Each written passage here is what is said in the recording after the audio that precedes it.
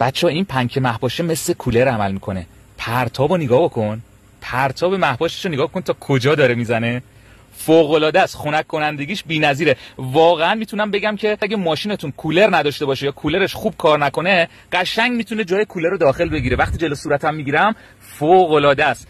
بادش خنک میشه به خاطر اینکه داره مهباشی میکنه، اصلا حالت شارژی به وجود نمیاره و سرعتش تو 3 لول مختلف تنظیم میشه. اون مهباشاش الان رو حالت 5 نازله، میتونه رو حالت 3 نازل یا تک نازل باشه. نورای RGBش تغییر میکنه و تایمر هم داره. برای شب موقع هنگام خواب میتونین تایمرش رو تغییر بدین و خودش به صورت اتوماتیک قطع بکنه و مصرف رو کنترل کنه. دوستان این 12 ولت، یعنی هم با فندکی ماشین کار میکنه، هم با آداپتور موبایل به صورت دائم کار میکنه و هم با یه پاور بانک 20000 که الان خودم وصلش کردم میتونه به راحتی بالای 10 ساعت بهتون کار بده و مخزنشو که پر آب میکنین میتونه براتون 10 ساعت مهباشی داشته باشه. فوق العاده است این کولر.